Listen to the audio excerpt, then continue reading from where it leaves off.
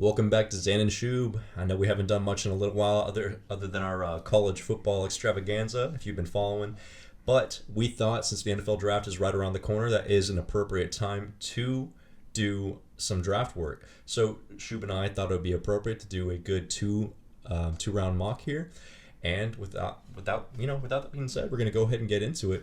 So with that being said, I am going to go ahead, and I think we all know who the first pick in the draft is going to be. It's no secret. We've all known this for a very long time. It's going to be Trevor Lawrence. Exactly. Trevor Lawrence is going to Jacksonville. It'll be Trevor Lawrence. I mean, he is the easiest, most solid pick of all the quarterbacks. He may not end up being the best quarterback of this whole class. It could very well be Justin Fields or Zach Wilson or Mac Jones or even Trey Lance. But as far as the safest floor, it's Trevor Lawrence. There's no question about it. Absolutely. His ceiling, he has the highest ceiling and the highest floor, honestly. So definitely the safest pick to take Trevor Lawrence right here, even though, like Shoob said, he may not be the best QB in the class, but he is certainly going to be a good quarterback at the next level. Shoob, who are we taking here at number 2? So at number 2, if you're the Jets, obviously you're looking to take a quarterback. I know all the reports say that they're going to be taking Zach Wilson.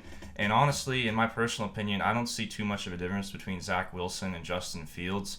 But I will just break the tiebreaker and say they're going to take Zach Wilson.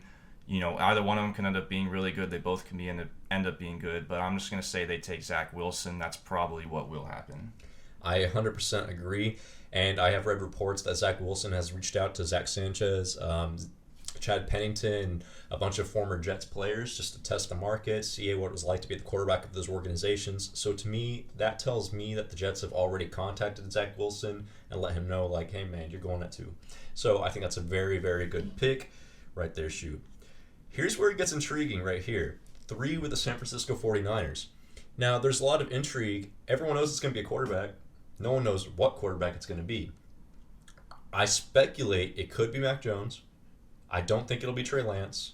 However, I think it should be Justin Fields, and so Justin Fields is who I'm going with this pick right here.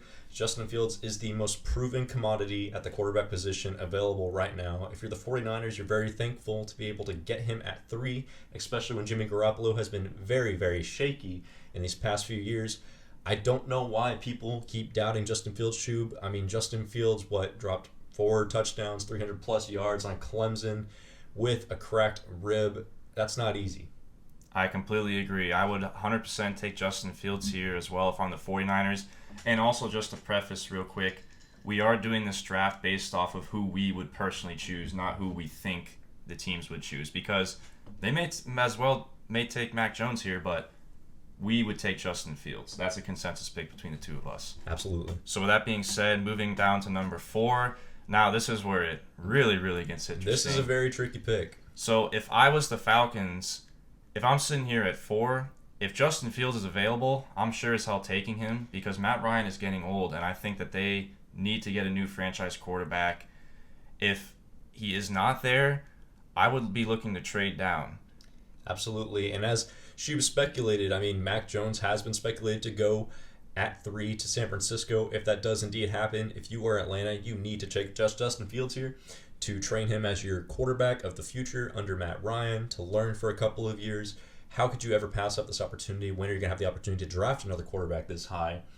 It's not every day that you get a top 4 pick and that there's a quarterback of that caliber available at that point in time. So absolutely, if that happens, 100% you should do that. But as Shoob was saying, if I'm the Falcons and Justin Fields is off the board, I am considering a trade down. But for the sake of simplicity, we are not doing trade downs. We are doing as is for this mock. So if the Falcons had to pick here, I would choose Kyle Pitts. Mac Jones is not quite as good of a quarterback, in my opinion, to be taken here. But I would take Kyle Pitts. I mean, he's a generational tight end. He is by far the best tight end in this class. There's very few players like him that come around, and I think the Falcons would be very happy to take Kyle Pitts. I think he'll be an extremely productive tight end who will immediately become one of the best tight ends in the NFL. Kyle Pitts, if not immediately, it'll take maybe a year or 2, but no doubt in my mind he's going to be highly productive in the NFL, and I think he'll be up there with the Travis Kelce's of the world. He'll be one of those guys that you want on your fantasy football team, no doubt, especially if he ends up on the Falcons, who already have Julio Jones and Calvin Ridley. There's going to be a lot of open space for Kyle Pitts. Sleeper right there in fantasy football. Absolutely. Now, off to number 5. There is a lot of speculation regarding this pick. Do the Bengals take a safety valve in Penei Sewell when they desperately need offensive line to protect Joe Burrow, who was getting massacred in the backfield all last season? Or do you take Jamar Chase, who Joe Burrow himself has requested that the Bengals draft at number 5? That is a very tricky situation if you're the Bengals. Do you appease your quarterback or do you protect your quarterback? To me, either way, you're winning, but you're also losing because you're either protecting your quarterback and you're not giving him what he wants, or giving your quarterback what he wants, but you're not protecting your quarterback. So it just depends who you are about the Bengals here. It's a win/lose-lose situation. Who do you take here? It's going to be Penei Sewell or Jamar Chase. Based on everything that I've been hearing, I think they're going to go with Jamar Chase. But, Shoob, as we preface this, we are going with who we would take if we were in the positions of the GM. And so I'm taking Penei Sewell because that's who I think they should take. Although, I do think they will take Jamar Chase at 5. I agree with that. They should certainly take Penei Sewell. I mean, you have to protect Joe Burrow. The last thing that we want, and especially the Bengals, the last thing that they want to see is Joe Burrow get hurt and have career injury problems. And the best way to start solving that issue is to beef up the offensive line. And I mean, Penei Sewell could also be considered a generational tackle in his own right. And I think you have to take him here. Now, Shoob, I know 6 is on your... for all of you that don't know, Shoob and I are alternating making picks here. I'm making the odds. Shoob is making the evens. However, we are doing some consultation just to make sure that we're verifying our picks. But Shoob, I have to think that Jamar Chase is going here. Is that where we're going with this, or? That is correct. Now, as a Dolphins fan, I will say this is not the optimal situation for the Dolphins. If Kyle Pitts is there, you obviously take him. But if you're the Dolphins, you take Jamar Chase. They need wide receivers desperately, and Jamar Chase is the consensus number 1 wide receiver. I think they should go ahead and take him here at number 6 if he's available. And I think he absolutely will go at number 6 if this is how it plays out. I don't see it happening any other way. Now, off to 7 with the Lions. This is a very tricky position to be in because they have a lot of needs here. They need corners, they need wide receivers, they could use some offensive line help. And then when you look at my big board's not displayed, but my big board right now, I have Rashawn Slater, Jalen Waddle, Devontae Smith, and Patrick Surtain as the best available right now. Why is that an issue, Shoob? Because those are 3 positions that the Lions need. So right now, this is a very, very difficult pick. So this one right here, it's interchangeable. However, we do have to make a decision. Things must be definitive. And if I am the Lions, I just lost all of my wide receiver talent. I lost Kenny Golladay. I lost Marvin Jones. I am taking Jalen Waddle. Jalen Waddle, interesting. Jalen Waddle. I mean, if you're the Lions and you're in that situation, that's a good problem to have, right? To be able to have 3 different positional needs that are right there in your face at the top of the board when you're picking. And I agree, wide receiver. I'm just surprised you would take Jalen Waddle over Devontae Smith. So the primary reason for this is Jalen Waddle's pro comp is that of a Tyreek Hill. Now, Devonta Smith is a smooth route runner. He is a great player, but he is skinny.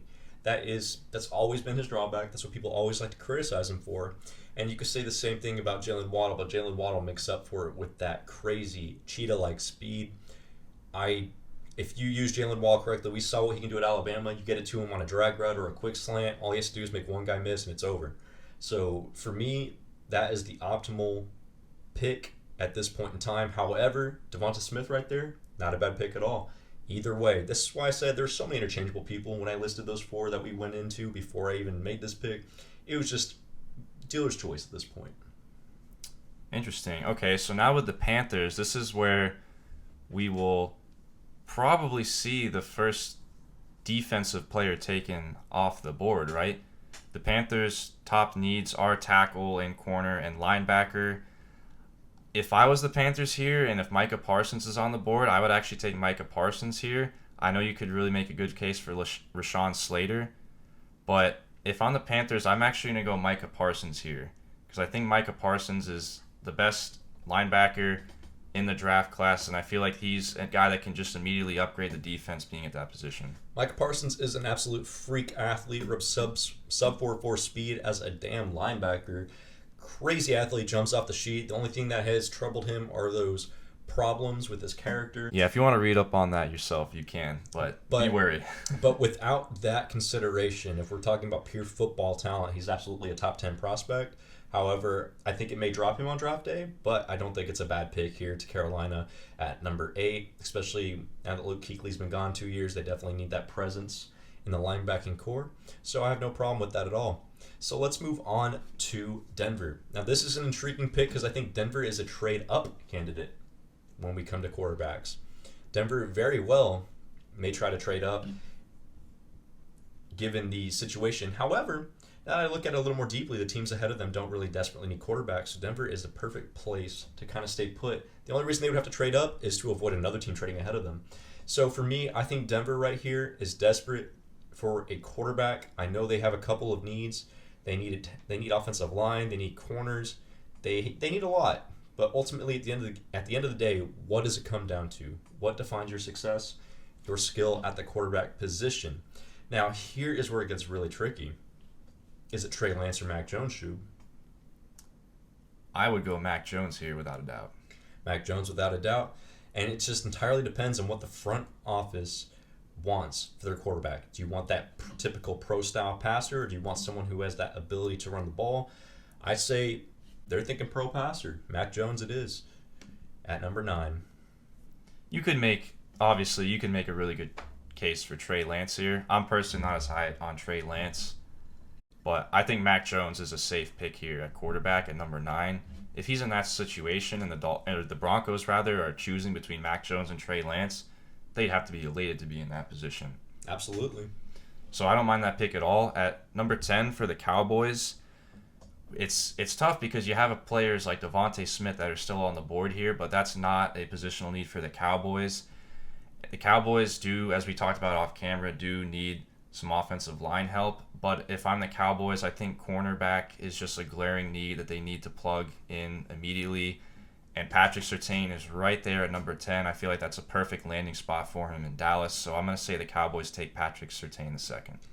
And I agree with that. There's a lot of different directions Dallas could go. They could try to bolster up the offensive line again with Rashawn Slater, the opposite end of Tyron Smith. Get that line nice and strong again like it used to be in its heyday. But they also need a corner after losing Byron Jones to free agency a year ago. That's really the only weakness they have on their defensive side of the ball. They are actually pretty solid except for their secondary. So they definitely need to bolster the secondary. And I think there is a lot of talent in J.C. Horn, but I think Patrick Surtain is the better cover man. Although J.C. Horn, I think, does have a higher potential ceiling, but the higher floor belongs to Patrick Surtain, and it's a safer pick because of that reason. So I do agree with you, Shoob, absolutely. Now off to number 11 for the New York Giants. Now, there's a lot of things that we were thinking right here. A lot of people had them mocked taking Jalen Waddle, and this goes back to the Detroit Lions with that plug and play. When I said there were any of those 4 guys that they could take right there, that pick has just led to this Devonta Smith going to the Giants. Absolutely. This would be, in my opinion, best case scenario for the Giants. My goodness, if Devonta Smith is right there in their face at 11, they are sitting very good. I mean, that is a beautiful situation for them. And even Jalen Waddle, too, if Jalen Waddle ends up falling there, too, which he very well could. Absolutely. Either way, think about it this way. They also picked up Kenny Golladay in free agency. They're going to have a legitimate passing threat. Now, this is the time to prove, hey, Danny Dimes, can you ball? Are you the real deal? Or do I need to go draft myself another quarterback? Exactly. But the problem with that is the next team, their divisional rival, that sets up a little bit of a sticky situation here for the Eagles, because if I was the Eagles, I would be praying that Devontae Smith lands to you, but he's picked one spot ahead of them. So if I'm the Eagles now, obviously wide receiver is a spot that they could go. Jalen Waddle and Devontae Smith are off the board. I know that you're an Eagles fan, Xan. Me as an Eagles fan, with what's remaining on the board, I would personally want Rashawn Slater, because I know we need help at our tackle position. A lot of people have us mocked taking J.C. Horn right here, which is also a good selection. However, Rashawn Slater is almost always taken in those mocks. So if it were me personally, and I was the GM in this particular situation, I would go with Rashawn Slater to bolster up the offensive line. Lane Johnson is getting older. Jason Peters is gone. and Andre Dillard has not panned out the way that we had hoped. We could definitely use the help on the offensive line. So the good news is that the Eagles do need wide receiver, but there's so many wide receivers in this class that I think that if Devontae Smith, Jalen Waddle, and Chase are all gone, they can afford to wait until second and third round to get their receivers. So That's true. I agree with you. I think Slater would probably be my choice here. Obviously, J.C. Horn too, and I would argue I wouldn't be surprised if they're looking at Trey Lance too. If Trey Lance is still there at number 12, I could see the Eagles taking a flyer on him there.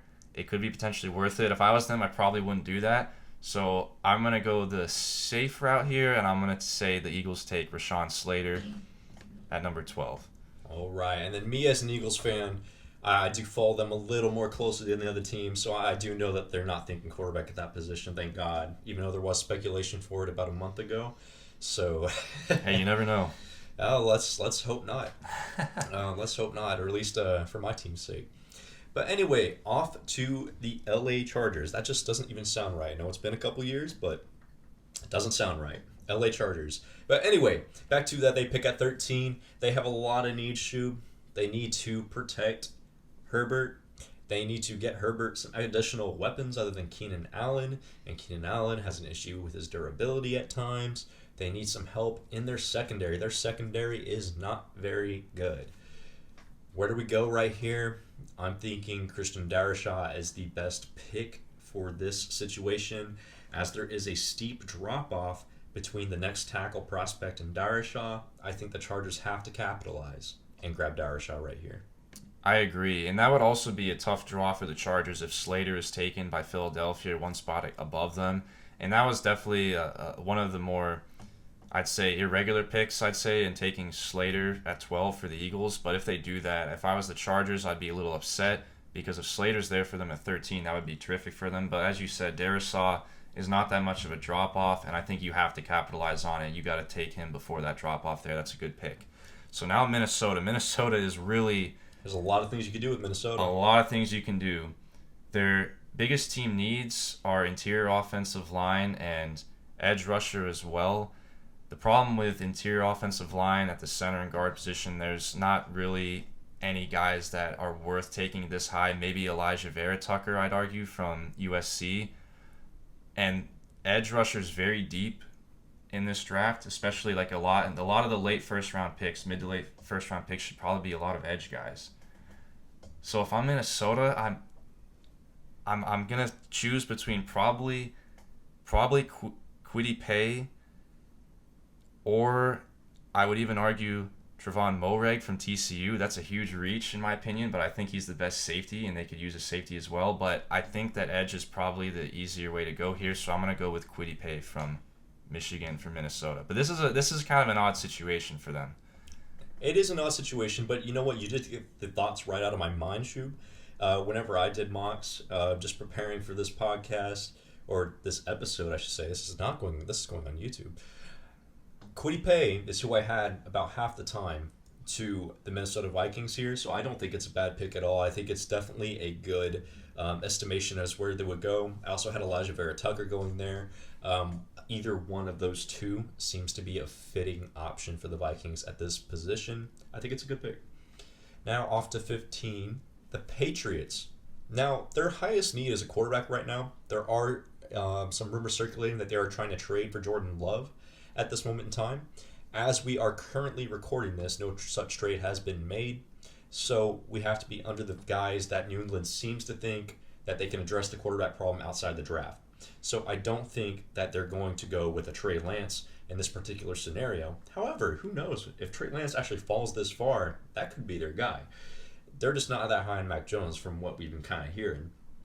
But we're going to assume that they think they can solve the quarterback situation outside the draft just based upon the news that has come out recently. And due to that, where do we go here? It's a very tricky situation because they need a quarterback. They could use some wide receiver help, but Belichick is not one who typically takes wide receivers in the first round. I know he did take that man out of Arizona State a couple years ago. Hasn't really panned out, N'Keal Harry. And that could be due to quarterback play. It could be due to whatever. A lot of their recent wide receiver draft picks have not panned out. Unfortunate for them. But there is news of of them maybe trying to move on from their current level of play style. And the safest pick right here, it's very difficult. They can go either way with this. What are your thoughts, you? If I was the Patriots, cornerback actually would be a positional need. J.C. Horn would be a good pick here for them if I was them. If not, you could call this somewhat of a reach, but Rashad Bateman out of Minnesota I don't think would be a bad pick here either. The only problem with that is if you're going to get a receiver right here, I mean, New England could easily wait and still get some good receivers in this class, but I do like Rashad Bateman. New England would be a trade-down candidate if they wanted to get Rashad Bateman, for sure. And they like doing that, so I could totally see this happening. And I wouldn't rule out Trey Lance either. I mean, there's different ways you could go. I think the safest, easiest pick here is probably J.C. Horn if it were me. I know I just said that whole thing about Jordan Love, but say they can't get the Jordan Love deal done. Say the only reason they're trying to make that deal is because they don't think Trey Lance will be available at 15. They think it's going to be Mac Jones who's available at 15. But in this particular mock, Trey Lance is the one that's available. In that case, I think they go with Trey Lance. I don't mind it. I don't mind that at all. If he's a quarterback at 15, you take the risk. I mean, it's worth it when you're drafting quarterbacks. I don't mind that at all. Absolutely. So now we move on to Arizona, the Cardinals here. I think that they most certainly need to worry about the offensive line for Kyler Murray. I think there's not really in the greatest spot to do that right here with Slater and Darisaw already being off the board. And I know defense is something that they could work on as well, and the cornerback specifically is a spot where they could go. So I think if J.C. Horn's there, he's on the board. He's the top guy on my board right here. And Same Cardinals need corner. Go J.C. Horn. He's also the top on my board. If the shoe fits, wear it. They just lost Patrick Peterson to Minnesota in free agency. They can certainly use the bolster on the offensive or defensive side of the ball. Pardon me. However, I have heard that Arizona does have some interest in trading into the top 10 to acquire a Jalen Waddle to pair with DeAndre Hopkins. If they do that, that could be quite dangerous. And given that information, it makes me think that Arizona, if they don't go with a J.C. Horn, is going to go offense right here. And because they want to help Kyler Murray. And I think that could be a Najee Harris candidate. However, J.C. Horn, I think, is also a very good pick at 16. That's very good value. But I would not be shocked if it goes to Najee Harris on draft day. That would be a questionable strategy, if you ask me. I think they can wait. They can go defense here, get best available on defense, and I think they can still wait and get a lot of good guys to help Kyler Murray later in the draft on offense, in my opinion. Yeah, of course. This is just based on reports that I'm hearing. Right. Anyway, off to the Raiders at 17. Now that the Raiders are at 17, they're in a precarious position. They need some interior defensive linemen. They need some tackle help. They need some linebacker help as well. I mean, they need a little bit of everything. They keep some all secondary. Their picks for those secondary players have not panned out in recent memory. I remember Carl Joseph, 3-4 years ago, picked him at like 7 or so. Did not pan out. He's still on the team, but just did not work out for him. I think they're going to take Christian Barmore here. I have heard a lot of noise for Christian Barmore being scouted and highly, highly interested from teams picking in those late teens. And I don't think the Raiders are any exception to the fact. I think Christian Barmore will be a Raider. And if it's not Christian Barmore, I think it's likely going to be Zaven Collins. Interesting. I like that pick a lot. I like Barmore. I think he should be a first rounder. Now, if you're Miami here, this is your second pick of the first round. Thank you, Bill O'Brien. So if you're the Dolphins here, I think if this were to play out this way, I think you're in a good spot here because linebacker is definitely a need as well as interior offensive line. And I think if I was the Dolphins, I'd either be looking at Jeremiah Owusu-Koramoah. Is that how you pronounce the second part of his last name? Yeah, Koramoah. And then Elijah Vera Tucker here from USC, offensive guard, I think would be a good pick here too. But I think they're probably going to roll with Jeremiah Owusu-Koramoah out of Notre Dame to fill up that linebacker spot. It's already a very good defense, but I think they're just playing best overall value here. And they can wait and get, hopefully, if it pans out for them, they can get some interior offensive line help later in the draft. Definitely a solid strategy for Miami, who really has a litany of riches going into this draft. Thanks to Bill O'Brien's generosity. It is certainly a good time to be a Miami Dolphins fan. Amen. However, we now have the Washington football team, who is thinking about keeping that as their official name, mind you. Wow, we should have a whole episode about that alone. But anyway, they are now on the clock, and there are a few things that they could go here. I mean, I'm thinking Zaven Collins, I'm thinking Tevin Jenkins, I'm even thinking Trevin Moehrig. I'm thinking along the lines of a lot of options that they have here, even Caleb Farley. Now, if you are the Washington football team, what do you value the most right now? You have a new quarterback under center. You don't have much going on for you other than your defense. The defense is solid with Chase Young. And what do they say about defense? Defense wins championships. I really think that you bolster the defense. You let your offense learn a little bit. I think it's a Zaven Collins move right here at 19. Zaven Collins out of Tulsa. I like it. All right. So now the Chicago Bears. Oh, the Bears. All the problems that they've been having. So if you're the Bears here, Trey Lance is off the board. You might still potentially be looking at a quarterback. I've heard they've had a little bit of interest in Kyle Trask, but I don't think he's taken here. If I'm the Bears, I'm probably going to go the defensive route here. I could see them taking Rashad Bateman or Rondale Moore. I feel like those would be two solid pickups. But again, with receivers, I feel like if you're smart, you can wait and still get good value on receivers later in the draft. So if I'm the Bears, I'm going to go corner. I'm going to go Greg Newsome II from Northwestern. This guy, if you watched him play, especially in the Big Ten championship game against Ohio State, I was so impressed by how good Northwestern's secondary was. You could see why they made it to the Big Ten championship game. This guy was the real deal, and I could totally see him being a solid pickup for the Bears. And I mean, look at that. He's a hometown going from Northwestern to play for the Chicago Bears. I mean, he doesn't even have to leave his own apartment. Absolutely, Shoob. I 100% agree. I was looking at that between him and Caleb Farley at this pick right here.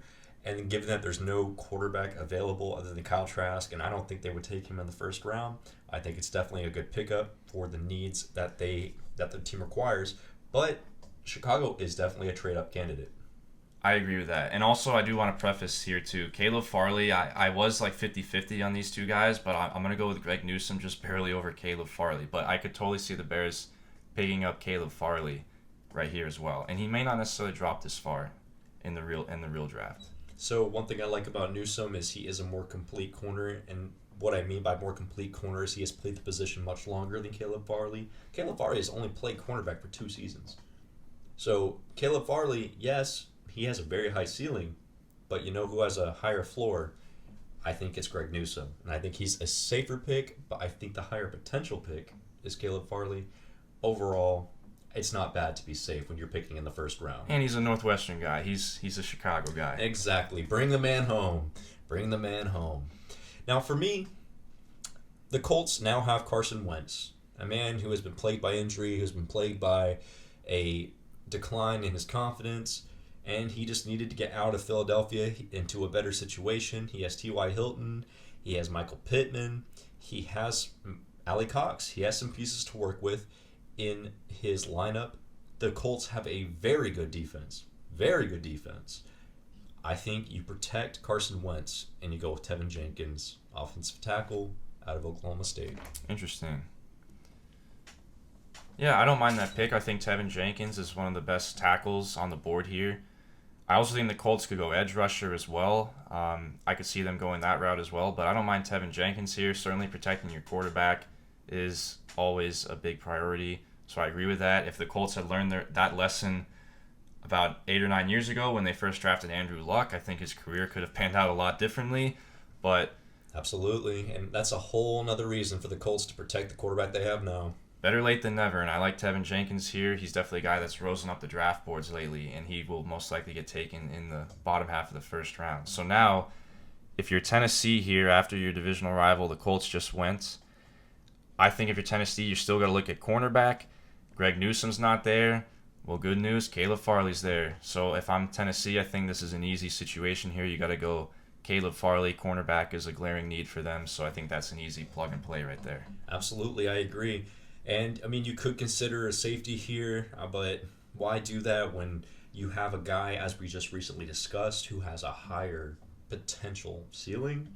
And if he hits that ceiling, you have definitely landed yourself a gem at the 22 spot in the first round. That is worth all the while if it pans out for you. I think it's a good investment. Now, number 23 is very intriguing to me, Shoob. 23, the Jets. Very intriguing because the Jets are an organization who they are not known to follow general logic or reasoning when it comes to drafting or assembling their roster by that means. But anyway, let's assume they have Zach Wilson at this point, and now they are looking to rebuild.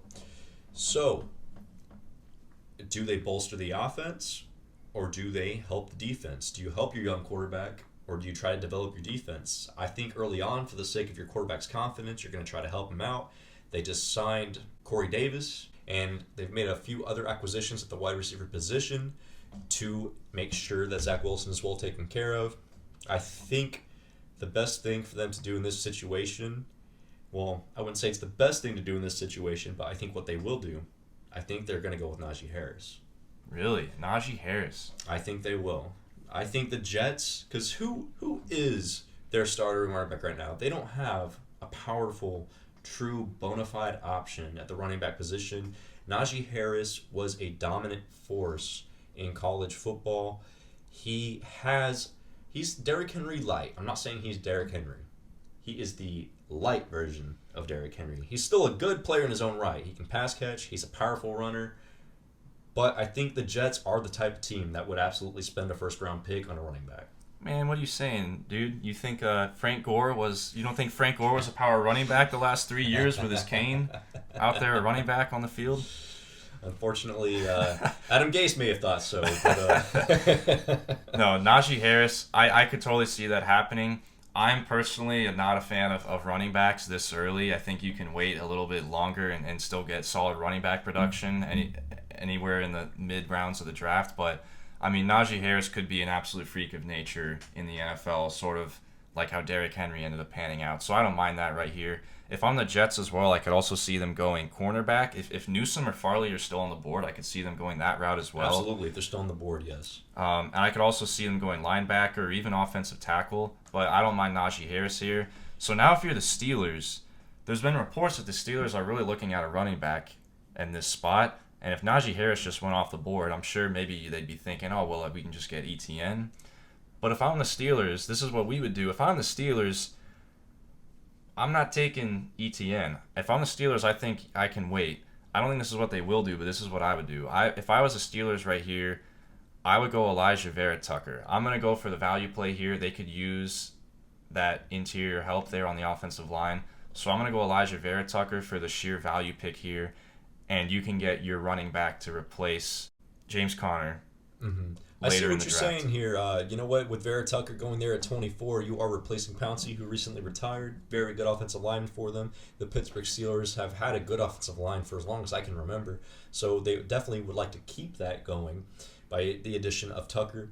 I do think that Travis Etienne is a great fit there for their play style. As you look back to the Le'Veon Bell era, how they really like to use those elite pass-catching backs, who Travis Etienne has definitely proven himself to be. I think he's an option at 24 for sure. But Elijah Vera-Tucker definitely fits into the Steelers' mold of developing that offensive line talent. And let's move forward to Jacksonville's second selection. Okay. So Jacksonville is an intriguing option because Jacksonville has a lot of options. Jacksonville has a lot of things that they need. They now have a quarterback. Now, where do we go from here? Jacksonville had a little breakout talent with James Robinson last year at running back. Do they feel comfortable sticking with James Robinson is a thing because ETN's on the board? I don't think they'll take ETN here. Not in this given situation. We could be looking at a wide receiver or an edge rusher. I'm trying to think from the mindset here of a Jacksonville GM. When you just drafted Trevor Lawrence, are you trying to bolster the defensive side of the ball, or are you trying to help Trevor Lawrence? What do you feel that you have? You have DJ Chark, solid player in his own right. D.D. Westbrook, solid player. But you don't have any elite options.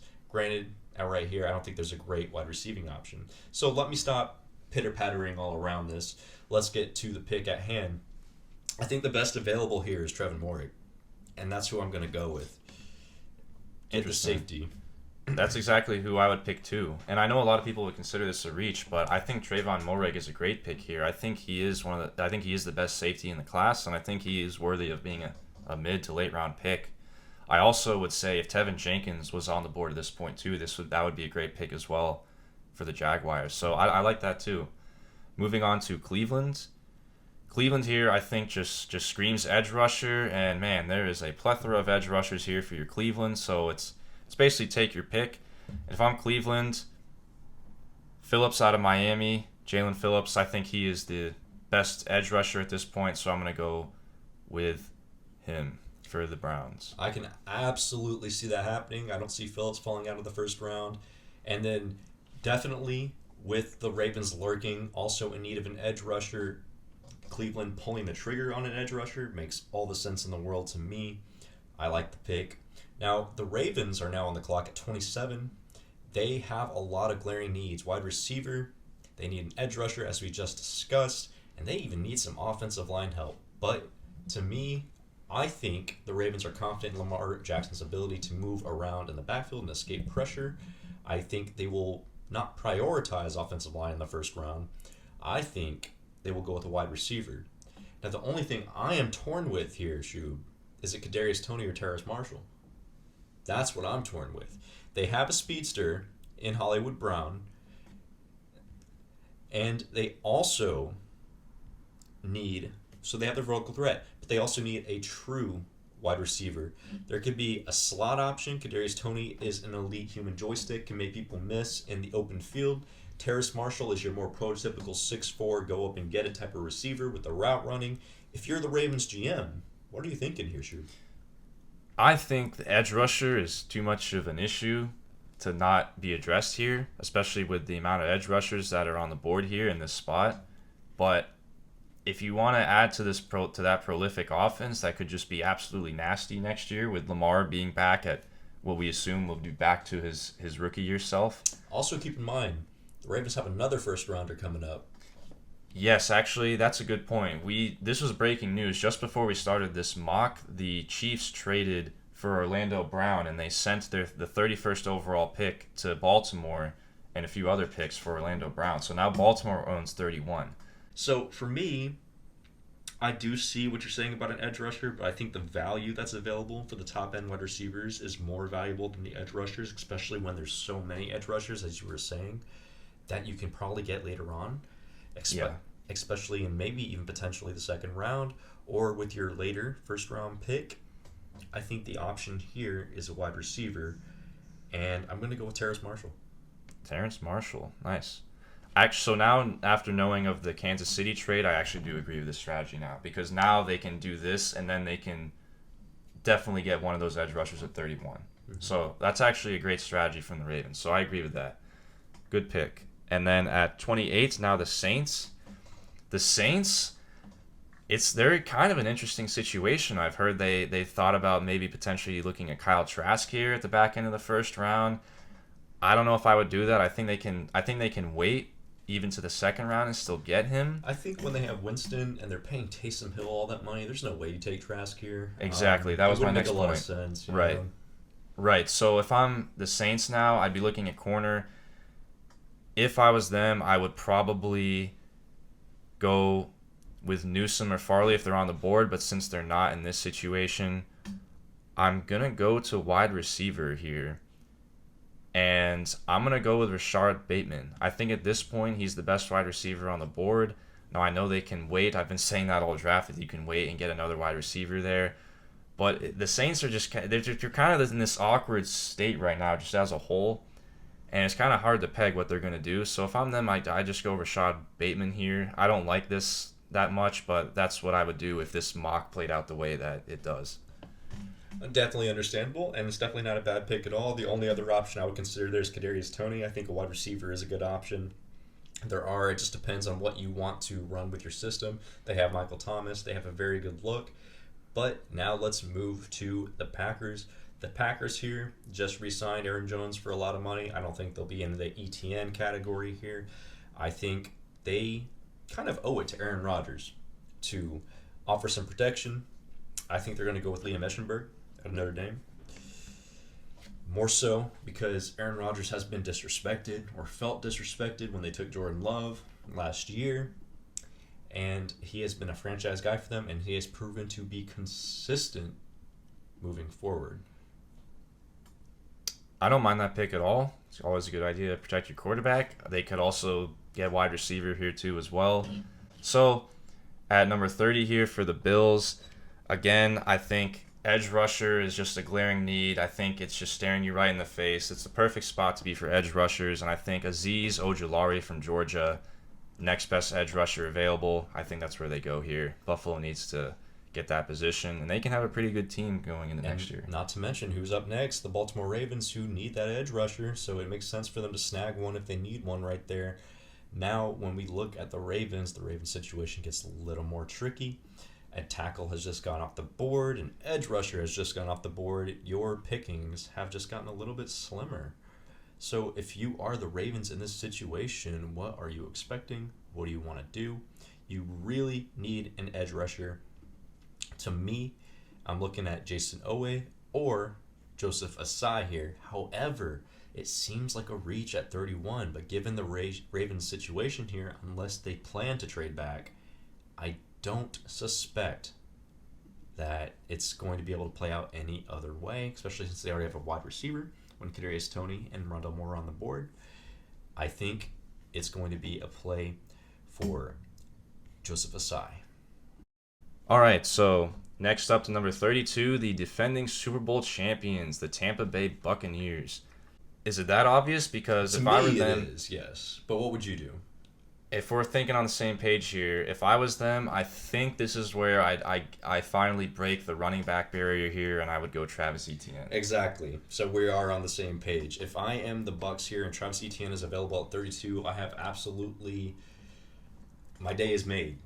My draft is made. I have done everything I need to give Brady all the weapons he needs to get back-to-back for Tampa Bay. Well, with that being said, that is the first round of this mock. We are doing 2 rounds in this mock, so you're stuck with us for another round. But with that being said, let's move on to Jacksonville. Jacksonville has a lot of glaring needs, as usual. But man, there are so many options for them. Thank goodness for them. Jacksonville is a candidate for a wide receiver, a tight end, a corner, and maybe even an edge rusher.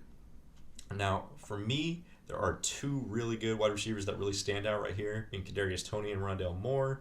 There's a tight end in Pat Freiermuth that really stands out, and there's a corner in Asante Samuel that really stands out right here, who all could go at this point in the draft. For me, with Travis Etienne just now going off the board, it's a very tough decision. All of those people I just mentioned are very interchangeable, but I'm going to go ahead. I'm going to roll with Kadarius Toney. I love it. Kadarius Toney. I think Kadarius Toney could be one of the most electric players in the NFL. I think at Jacksonville, that'd be a really fun situation for him to be in. I really hope that Kadarius Toney lands in a situation where the coaching staff really utilizes him, because if you have not seen him play, human joystick. He is the epitome of like the 99 overall player that you like to play with in NCAA football or Madden. It would be so much fun to see him play. So now if you're the New York Jets here, you've already had 2 picks, and you're essentially you almost have 3 first-round picks, number 34 overall. If I'm the Jets right here, this is where it gets a little bit muddy for me. I probably would still go edge rusher here, because the slew of edge rushers that are in the bottom first round and early second round tier are still here. So if I'm the Jets, that's another need.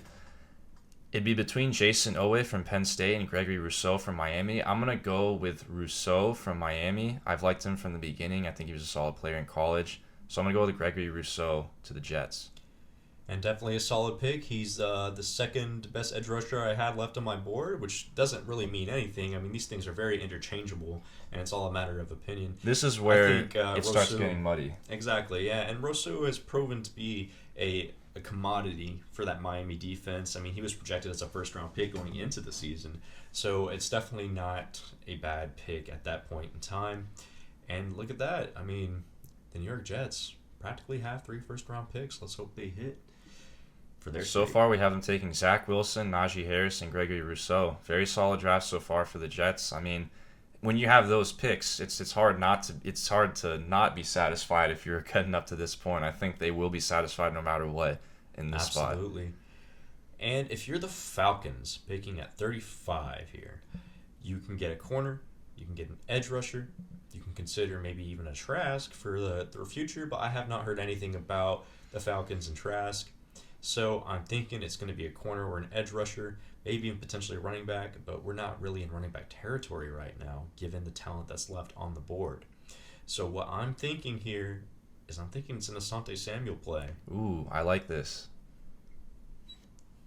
Asante Samuel Jr. He was actually, I was seeing some mocks where he was graded as a late first rounder too. I think he could potentially be up there in the same tier as Newsome and Farley. So I think this is a solid pick here for the Falcons. I don't mind that at all. I saw a video, mind you, this was when they were in high school, but it was Asante Samuel versus Devonta Smith in 7v7, or it was 1v1s at like some camp. And Asante Samuel had his number. Devonta Smith could not get open against him.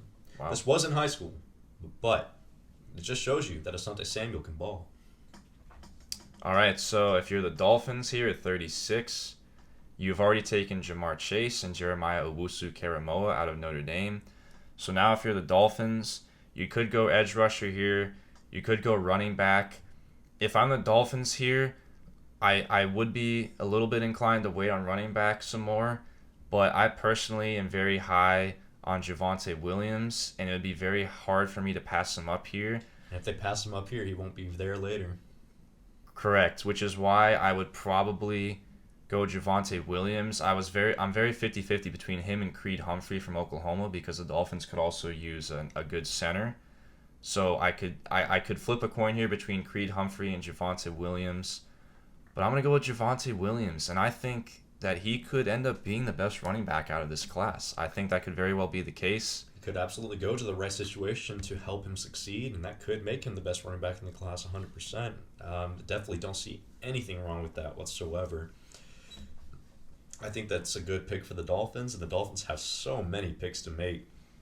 They're in a great situation. Now for the Eagles, me as an Eagles fan, I don't think this will happen. But me as an Eagles fan, I want Rondale Moore here. I don't think it's going to happen. But me, if I'm the GM of the Eagles, and as we prefaced when we were talking about this draft, this is what we would do if we were the GM. If I was the GM, it's Rondale Moore all the way right here at 37. Oh, agreed, definitely. I love this pick. I think Rondale Moore could end up being another hot take, if you will. I think he could end up being the best wide receiver out of this class, too. He's, of course, going to be a slot option due to his size, but nonetheless, he is electric in the open field, and he is a great route runner. Rondale Moore, the freshman phenom. Remember back when he was coming out against Ohio State? I'm just telling you, Rondale Moore, don't sleep on him. Cincinnati Bengals at 38. Where are we going, Shoob? Well, I just wanted to say this is why we said earlier why the Eagles would pass up a wide receiver potentially in that spot at 12 to get Slater. This is why, because you can land a Rondale Moore here at 37. So at 38 now, if you're the Bengals here, they could go receiver. They could go interior offensive line. If you're the Bengals, you already picked up Penei Sewell. I think it's so important that they protect Joe Burrow. So important. And if Creed Humphrey is there, they need offensive line. Creed Humphrey, they need the interior. They just got Penei Sewell, so they have him at left tackle. Go with Creed Humphrey here from Oklahoma. Great value play here. He could play center. Double down. In fact, I wouldn't even be mad if they tripled down. Just got to protect your assets. And that's what you should do. I don't understand why more teams that don't pick a quarterback that high don't protect their asset. They don't make sure that that quarterback has everything in his power to succeed. A line, people to throw to, whatever the case may be. If you're going to draft someone number 1 overall, at least give them some protection. That's all I got to say. Amen. Now off to the Carolina Panthers. Recent retirement of Greg Olsen not that long ago after he left for Seattle. There's a lot to be desired here. They need some offensive line help. They could use another tight end, and there is one tight end that really sticks out. They could use even some quarterback play. Granted, they have to give Sam Darnold a chance, and I think he might be in a good situation for him to succeed. I mean, he's away from Adam Gase, What'd that do for Tannehill? We could see Sam Darnold end up being actually a very, very good quarterback. But to me, I think Pat Freiermuth goes right here to replace the tight end option, and so that they can have yet another dangerous tight end option. Pat Freiermuth to the Panthers. There's a big drop-off between him and Pitts, but at the beginning of the year, Freiermuth was actually considered the best tight end going into last season, the best tight end. Pitts went stupid, and all things changed. Right, so there still is a little bit of value there with Freiermuth. There's a reason why he would have been the number 1 tight end if it weren't for Pitts. But now here we're moving to number 40 with the Broncos. The Broncos, of course, in the first round, we had them taking Mac Jones, so they already solved that quarterback issue there. So now I think if you're the Broncos, you probably got to go defense here. If I'm looking at defense here, I know you have Baron Browning. I know this big board here would have Jermaine Davis at linebacker as the best linebacker on the board. I'm going to trust your judgment here. I'm going to go with Baron Browning, the linebacker of Ohio State here. I think that would be a solid pick for Denver. I think linebacker is where you would go here. And Baron Browning, even though he's not rated as high on here, I think he would be a solid pick there at number 40. And there is discrepancy. Shoob and I are both using 2 different mock draft sites right now. We've prepared different big boards for this, and there is a lot of variation between certain players, and these are just some of those players where there's some variation. Baron Browning is one of those guys that can be taken here. He's one of those guys that can fall to the 3rd.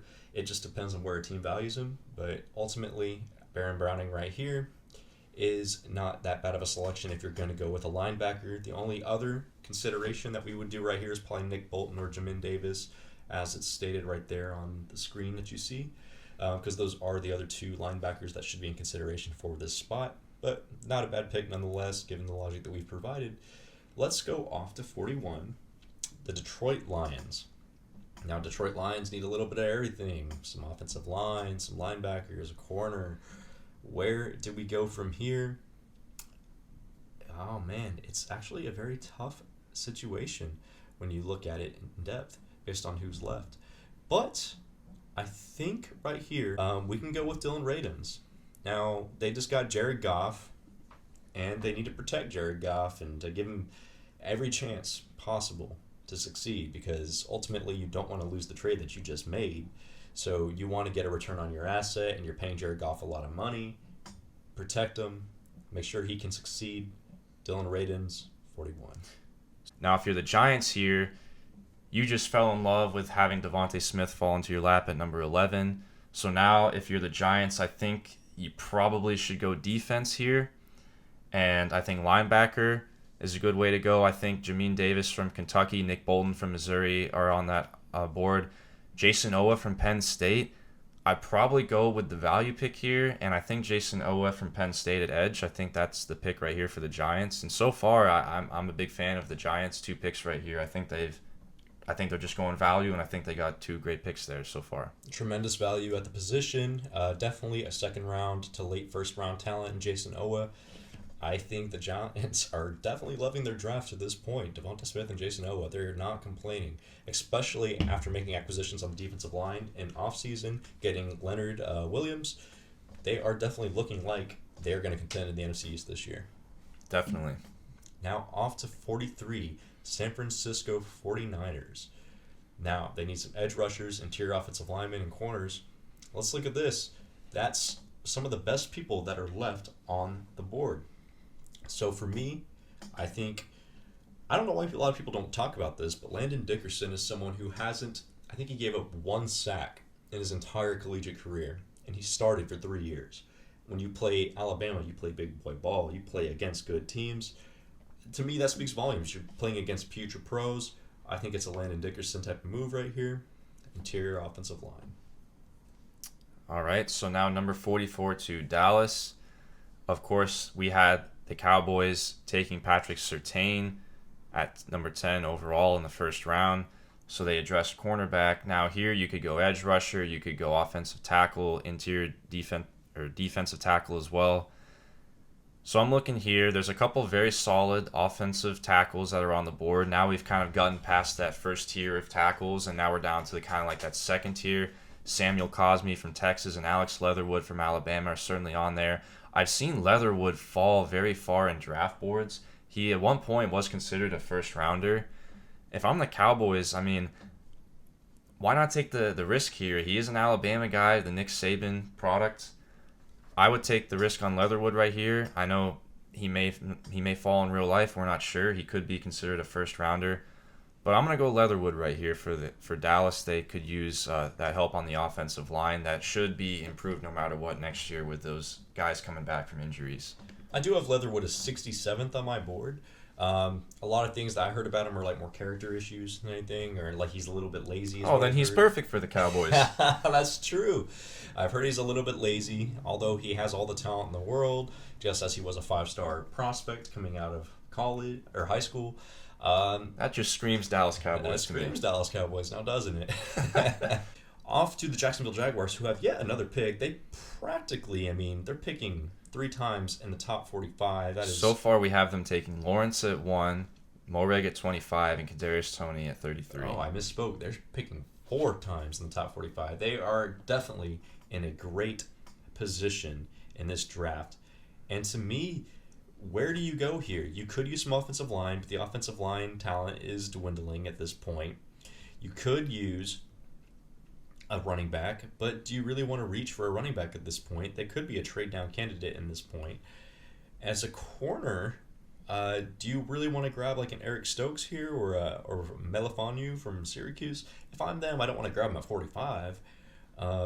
It's definitely an interesting situation, but since we aren't allowed to trade back, since we aren't allowed to do anything of the sort, I'm actually going to go very off-brand with this pick. Very off-brand. I'm going to go for one of the best available, and I think it's Joe Tyron. Okay. I never mind making the value picks there. Joe Tyron.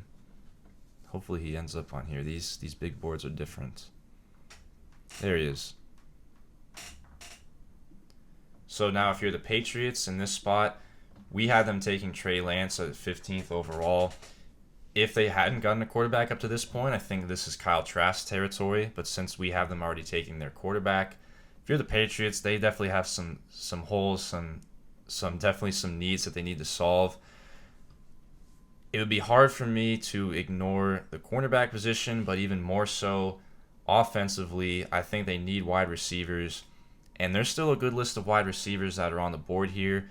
Elijah Moore from Mississippi is a solid option. I think he is the best remaining wide receiver here before there's a little bit of a drop-off, in my opinion.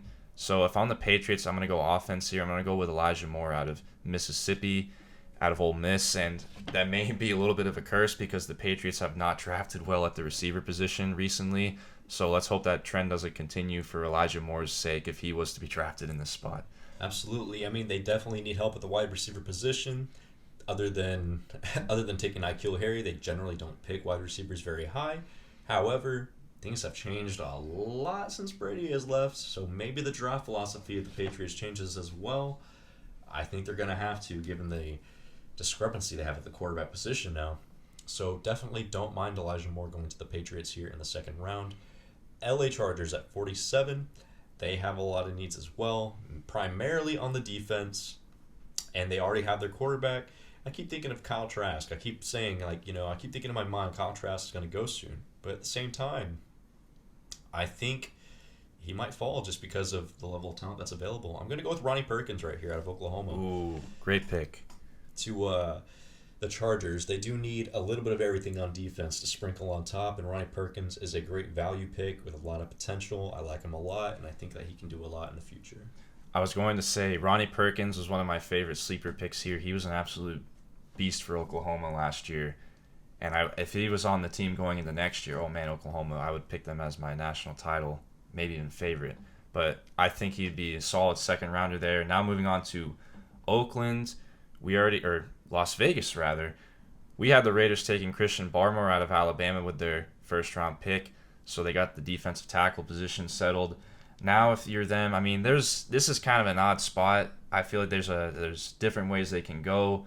Offensive tackle is certainly a way to go. Samuel Cosme is rated pretty high at this spot. You could also go linebacker with Bolton and Jermaine Davis from Kentucky being here. And then even safety. I think Richie Grant from UCF could potentially be an option here. Or even Javon Holland from Oregon at safety.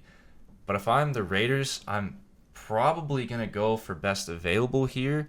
And I know that Jamin Davis from Kentucky is the best guy here, but I actually think Nick Bolton from Missouri, going off of your board, Xan, I think he is the best pick here. So I'm going to go Nick Bolton from Missouri to the Las Vegas Raiders. Not a bad pick at all. And Jamin Davis, Nick Bolton, those are interchangeable guys for me. I had them very close on my board. I had Nick Bolton slightly higher. I've just seen a little bit more Nick Bolton play than I have Jamin Davis, although they are both good prospects. Definitely don't mind the pick at all. I think it's a good one for the Raiders to get at 48. Now up to 49 for the Arizona Cardinals. The Cardinals need a little bit of everything. Could they bolster the wide receiver position? Probably not at the second round right here, given the drop-off in talent at wide receiver, although there is still talent there. The tight end position, not so much. They could use a tight end, but there's a little bit of a drop-off there as well. So where do you go if you're the Cardinals here? You could look at linebacker. We could be doing a double down at linebacker, or we could be looking at some interior offensive line help to protect Kyler Murray. I think it's an interior offensive line move to Wyatt Davis of Ohio State.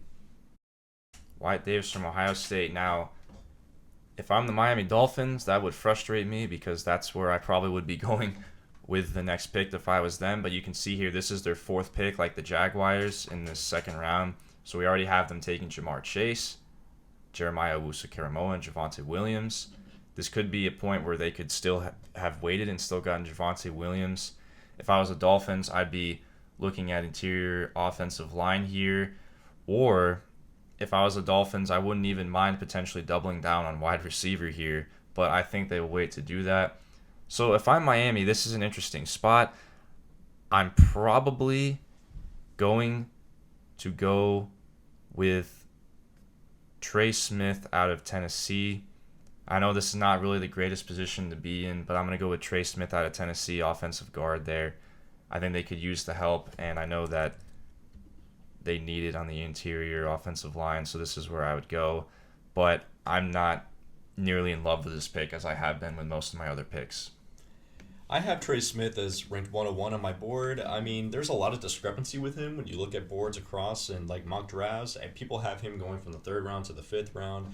It just depends on where the talent is valued. Now, again, Trey Smith was a five-star prospect coming out of high school, played for Tennessee, has all the potential in the world. We'll see if he pans out. I think if Miami were to go Trey Smith at this point in time, they're doing it more so because they couldn't get Wyatt Davis at 49. Agreed. All right. So off to the Redskins, or Washington football team, at 51. That's going to take some getting used to still to this day. Now, I think this could be a Kyle Trask play. Alex Smith just retired. I know they just made a trade, but how much time are you willing to invest?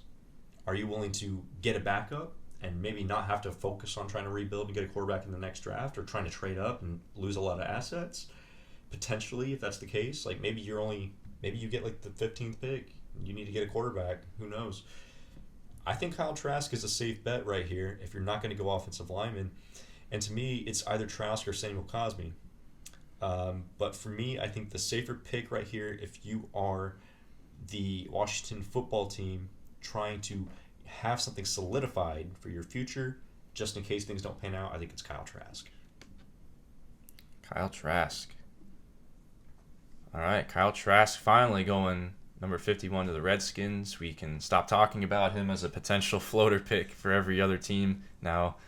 So now if you're the Bears at 52, I was just about to say, oh boy, the Bears would be probably pretty upset here if they went away from going that route with Greg Newsome at number 20, and then they just were waiting for Kyle Trask here, and he just gets sniped the one pick in front of them. That would be... And that makes all the more sense for Washington to do it if they know that the Bears are right behind them. Now, see, for all the odd moves that the Bears have seemed to make in recent years, I would not be shocked here if they did something drastic, like picked Kellen Mond in this spot. If this played out exactly, I would not be shocked either. If this draft played out exactly this way, and Kyle Trask picked run spot ahead of them, I could see them panicking here and picking Mond, but we're going to say cooler heads prevail here. And we're going to say that the Bears address the offensive tackle position And I think Samuel Cosme here from Texas is a solid value pick here. I think this is just the safer way to go if I'm the Bears. Absolutely. And when you're this deep into the second round, I think getting Samuel Cosme is a win for you. For any team that needs offensive line help. So I definitely have no issue with that pick whatsoever. However, who knows? That I 100% agree. They could very well go panic, hit the Kellen Mond button, and their season's over like that. If you've listened to the Xan and our podcast from the fall during the season, you know that Xan and I are very big fans of Kellen Mond. Oh yeah, extremely big fans. Generational talent. But with that being said, let's move on to Tennessee, who's picking at 53. There's a few options. I don't really think they need as much wide receiver help as people say, even though they did lose Corey Davis. A.J. Brown is still a bona fide stud. They still have great talent at the tight end position. I really don't think it's that much of a need. Their offense is pretty set. I think they need to bolster the defensive side of the ball. I think Jamin Davis is the best on the board here, and they could use a linebacker to help bolster that defense. I think that's where they go. Jamin Davis from Kentucky to Tennessee. So Tennessee going defense with Caleb Farley and Jamin Davis here with their first 2 picks in our mock. So now we have the Indianapolis Colts, who we had taking Tevin Jenkins from Oklahoma State in the first round. So now if you're the Colts, you probably maybe want to start going back to the defensive side of the ball here, receiver potentially. But I think that the Colts actually have a solid receiver from USC in Michael Pittman Jr. So I think that they may not necessarily be just willing to go wide receiver here, but I think defense is the best way to go, and I think cornerback is the best way for the Colts right here. And I've seen a lot of Eric Stokes, Afitu Melanwafu from Syracuse. I probably butchered that horrifically. Kelvin Joseph from Kentucky also is on here. I'm going to go with Eric Stokes coming out of Georgia from the SEC. I think you could make a case for either 3 of these guys, but I'm going to go with Eric Stokes from Georgia here to the Colts. Absolutely, and you know what? The Colts value their defense. It has been proven in this last couple of years because they have been absolutely elite on the defensive side of the ball. I don't have any issue with that. I think they will strengthen the defensive side of the ball as well. Now, the Steelers are in a precarious position because they need they got an interior offensive lineman, but they could use some help on the outside. They could use a running back now that James Conner is out of the picture. However, we are only doing a 2-round mock. I don't think in this particular situation, how this is played out, that they will address it. So we are looking more at a corner or maybe an edge rusher in this case. We did have them taking Elijah Vera-Tucker in the first round, so I skipped on running back. The interior, yeah, and they took the interior offensive line. But there's not really a running back here that I think that they would get good value out of for the second round, or at least not that they would want to use their pick on. If Javonte Williams was there. It probably won't happen, but if for some reason Najee Harris or ETN were there in this spot with Javonte Williams, this is obviously you go there. Javonte, yes. ETN and Najee would have been gone long ago. But if Javonte does fall to this position, absolutely you take him. But otherwise, I think they're just going to keep loading up on their defense. They pride themselves in that defense, and I think they're going to go with Carlos Basham. Good pick there. Carlos Basham from Wake Forest. He's been consistently in this spot in draft boards from the get-go, from the beginning of last season. Consistently slept on, too. He's a very good player, but he plays for Wake Forest, so he doesn't get a lot of exposures. People don't really know about him. So now, if you are the Seahawks, another way you could go here, I would probably say is defense. I know this would be the Seahawks' first pick of the draft because they do not have a first-round pick that they traded to the Jets. So if I was a Seahawks, you could go edge here. You could go offensive tackle. You could go corner. You could go defensive tackle as well. If I'm the Seahawks, there's a lot of defensive tackles that are on the board here. And that's probably where I'm going to go. And I know Pete Carroll he was the coach at USC, and I don't know why. I'm just going to go with Jay Tufili from USC, a defensive tackle. That's the guy I'm going to pick here. There's not really, they kind of missed the edge rusher run, if you will. If one of those guys were still on the board here, I would take them. But I'm going to go with Jay Tufili from USC. I think that's decent value. Yeah, not bad. I have him as 86th in my big board. But I've seen Tufili, he's fluctuated so much over the course of the year. I've seen him from beginning of the season to the end of the season mocked in the late first round. I've seen him mocked in the fourth round. I've seen him mocked everywhere in between. So to Feely, it's all a matter. It's just another one of those players of where does the team value him, and does he fit their scheme? If the if the shoe fits, wear it, and if the shoe happens to fit in Seattle, to Feely will be the option there. Now, 57, the LA Rams does not sound right to me. The LA Rams on the board. This is their first pick. Yeah, This is their first pick. It's not going to be a good draft for them unless they really, really hit on these picks, and there's going to be a lot of pressure for them to do so. What do you do if you're the Rams in this situation? There's a lot of things for you to consider. You could use some edge rushers to help press with Aaron Donald down the middle and to really bolster your defense. You could use some offensive line help to protect your new acquisition of Matthew Stafford. But ultimately, what do you value the most if you are the Rams organization? And that is what is going to come to fruition here. That's what we are going to really see. Honestly, it is a major toss-up for this pick, and I don't have a lot of confidence in this pick because I really don't know what the Rams would value at this point in the draft. I'm going to go with my highest-rated tackle and say that they protect their new quarterback in Jalen Mayfield out of Michigan. Yeah, I don't think that's that bad of a pick. When in doubt, go with their most glaring need or go with best available. But I think Jalen Mayfield is a solid pick here. You have to protect Stafford, so I don't mind that at all. Okay, so if you're Kansas City and they have just recently traded into this position, so they're now at pick number 58 in the second round. So if you're Kansas City, we had them not taking anybody because they traded out of that pick, so this is their first pick of the draft. They got Orlando Brown from Baltimore, so you could argue that they don't necessarily need tackle as much anymore. I've heard people saying that they need receivers as well. I think you can make an argument for that, but I don't really know if that's where they want to go. I just, this is another tough situation here. For me, the highest rated defensive tackle on the board is Levi Onwuzurike from Washington. It's not really in love with this pick, but I think you'd probably go best available. It would be considered a need for them, sort of. So I'm going to go with Onwuzurike out of Washington here to Kansas City. I could also see them doubling down on offensive tackle as well, but in this case, there's not really any great guys that are available in this spot. They could use some interior offensive line help, but at the same time, when you're Kansas City, you don't have a lot of talent that's available there that is conducive to what you need on your football team. So there is talent there, but it's not really what you need on your football team as of right now. So it's not really working out in your favor for that respect.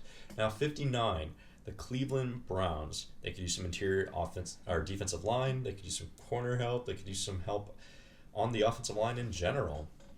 But where do we go here? I actually really like this prospect out of Iowa in Dayavon Nixon, who is a solid defensive tackle, and I think will go nicely right there to pair with Jadeveon Clowney and Myles Garrett to really press offensive lines that they come across. Especially in this case, we had them taking Jalen Phillips in the first round as well. Deadly rotation. So Cleveland stacking the defensive line. So now we have the New Orleans Saints, and we had them taking Rashad Bateman in the first round. Of course, it goes without saying, if Kyle Trask were here, I would probably take him. But if you're New Orleans, probably the next best way to go is cornerback. That is definitely a need for them. And I think Ifeatu, not pronounce that. Melifonwu. I cannot pronounce his name right to save my life. I think it's good value right here at round 2, pick 60 overall. A lot of people think he's much better than he's being played out to be, but he's being underestimated because he played at Syracuse. So that could very well be the case here. That could very well be a steal for the Saints right here. Only time will tell moving forward. However, the Bills are now on the board at the 61st pick. Where do we go from here? They really need some help at the running back position. Singletary has not cut it. They're kind of wiped there. They could use some help in the secondary as well. Other than Tre'Davious White, they don't have much there. But if you look at the remaining talent, where do you really go here? the best remaining running back is Michael Carter. You could take him. It could be a slight reach, not by much, dependent on which board you look at. Yeah, I think it would be a slight reach, but I wouldn't be completely opposed to that here. Yeah. And then I'm looking at the other prospects that are available, and they are just seem to be somewhat strong at these positions. I don't have any opposition to them going with Michael Carter here at 61, but I just don't know if he's a second-round pick. That's the only thing for me. Is Michael Carter a second-round pick? When we also have, you have Stephon Diggs. Do you want to pair him with maybe a Diami Brown? Or do you want to get a corner like Paulson Adebo, who was once projected as a late first rounder, but he's fallen to about the second to third round, give or take. I don't know, Shoob. What are you thinking? I personally would actually go with Adebo here out of Stanford, but you could go Michael Carter, you could go Diami Brown, the two North Carolina guys. I mean, it's one of those spots. We are going to go with Paulson Adebo. Just more so because the Bills, they're one of those teams. They are run by Coach McDermott, Doug McDermott, and he is a defensive coach. He was the defense coordinator at Carolina before he came over to the Buffalo Bills, and I think he will ride that and continue on the defensive side of the ball and go with Paulson Adebo. Right, and also to that point, we have them taking Azeez Ojulari and Paulson Adebo here, so it's definitely a defensive draft that we have the Bills going. And I could argue that the Bills' offense with Josh Allen, the step that he took last year, I'd say they're in a pretty good spot, and I wouldn't say that that's necessarily an issue for them as much as the defense is. So I could see them maybe leaning more towards addressing the defense when it comes down to those types of tiebreakers like this scenario was. Absolutely. So now at 62 for Green Bay, we had them taking Eichenberg out of Notre Dame. So now if you're Green Bay, and I love this pick right here, if this were to happen, you go wide receiver, and I'm going to go with Tylan Wallace out of Oklahoma State here. I think Tylan Wallace could end up being one of the better, maybe not the best, but one of the better wide receivers here. I think this would be a perfect situation for him. And I think Tylan Wallace here to the Packers at 62, I would love to see this. And if he doesn't go to the Packers at 62, I would love to see him go at 63 to the Chiefs, because either way, I think he's one of those very underrated prospects. Of course, especially given the wide receiver talent pool that's left, I think Tylan Wallace is arguably the best one that's left on the board.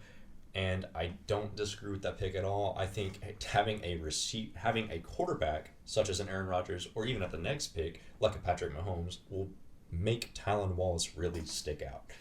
And with that being said, we are off to Kansas City at 63 with their next pick in the draft. They could use a lot of things. They could use a linebacker. And ultimately, other than Kelsey and Tyreek Hill, they don't have a true number 2 receiving option out there that lines up from the X and the Z. So you can line up Tyreek Hill at the X, but where's your Z at? And vice versa. So I think they may look at a wide receiver as well. However, it depends on what's available. I actually really like Pete Werner here because their defense was porous against the Tampa Bay Buccaneers in that Super Bowl. I like Pete Werner of Ohio State, the linebacker. A little misdirection on that one.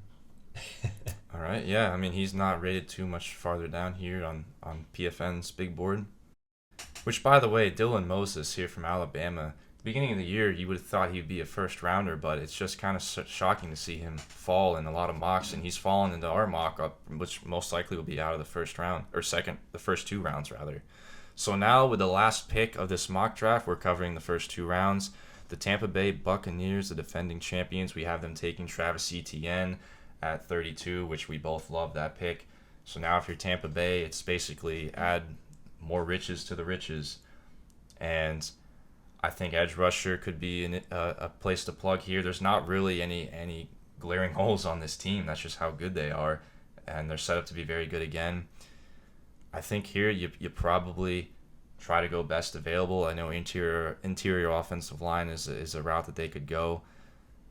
And I know Quinn Miners out of Wisconsin Whitewater, Division III school, is the highest rated interior offensive lineman here. Mm-hmm. He's actually had I've been hearing a lot about him being a solid second to third round guy.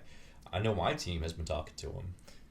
I think this could be considered a reach. Definitely a maybe a little bit of a risky pick, but I mean, if you're the Bucks, you can afford to make those risky picks because your roster is already so stacked. So, right at the last pick of the second round, I'm going to go with Quinn Miners out of Wisconsin Whitewater, the center, and that'll do it. And that concludes our 2-round mock draft. For more information, please leave us a comment. Let us know how you felt about this mock draft. Let us know how you felt in regards to your team in particular. Who do you want your team to pick for this mock draft? With that being said, that's all the time that we have for you. We thank you for your time today. Thank you for tuning in if you've made it this far to the Xan and Shoob mock draft. There will be one this year, next year, and every year after that.